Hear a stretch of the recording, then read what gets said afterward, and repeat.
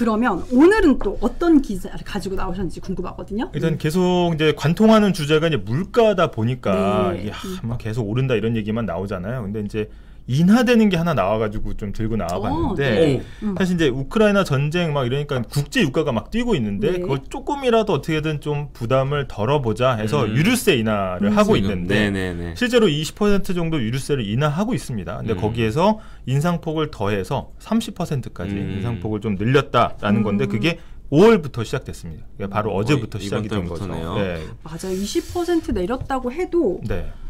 이제 직접 주유를 해보니까 예전보다 훨씬 비용이 많이 나가더라고요. 그렇죠. 이게 이미 오른 상태에서 깎아주는 거니까 사실 예전보다 당연히 높겠죠. 근데 그렇죠. 그래도 이거라도 조금 깎는 게 그래도 부담이 좀 덜할 것 같은데 휘발유는 한 리터당 83원, 그다음에 이제 경유는 대략 60원 정도, LPG는 한 20원 가량인데 대략 연비 한 10km 잡고 한 리터당 하루 한 40km 정도 달린다라고 네. 하면 한 달에 한 10,000원 정도 기름값을 아낄 수가 있습니다. 근데 그게 좀 어디예요? 작은 폭이라고 생각될 수도 있는데 사실 이제 인하폭으로는 역대 최대 인하폭이고 그다음에 정부는 일단 7월까지 이 조치를 쭉 유지를 한다고 했으니까 그래도 없는 것보다는 낫다. 그럼요. 훨씬 낫죠. 맞습니다. 네.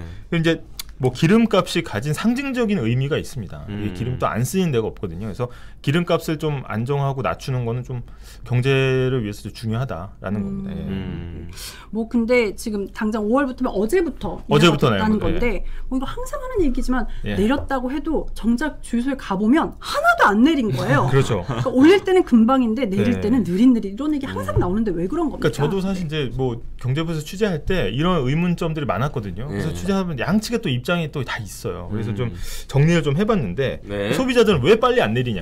그다음에 주유소 입장에서는 야 이게 우리가 물건 떼어온 게 있는데 비싸게 사왔어. 그것부터 팔고 그다음에 이제 새로 사오는 것만 이제 할인이 되니까 여기서부터 팔겠다. 그러니까 정부에서 5월 1일부터라고 하지만 그때부터 딱 내릴 수는 없다. 이렇게 팽팽하게 좀 맞서는 건데 그럼 이게 과연 맞냐라고 볼 때는 사실 주유소 사장님들도 과거에 떼온 기름은 사실 그 가격에 파는 게 맞긴 맞습니다. 그렇기 때문에 그거를 손해를 보고 팔아라 할 수는 없는 건데 그 다음에 이제 주유소 입장에서도 사실은 이제 할인된 기름을 가져오는 게 훨씬 낫겠죠. 그러니까 이제 최대한 기름통을 비워놓고 그 다음에 이제 싸진 다음에 띄워오는 게 맞긴 맞는데 이제 이거를 아예 0으로 그냥 다 싹 비워놨다가 5월 1일부터 사서 할 수는 없기 때문에 그렇죠. 기존 재고가 좀 필요하다. 근데 이제 그러면 마지막으로 이제 소비자들이 아니 재고 소진 오케이 알겠어. 근데 재고를 뭐 몇 날 며칠을 지금 소비하는 거야 재고를 이렇게 하는 얘기가 있는데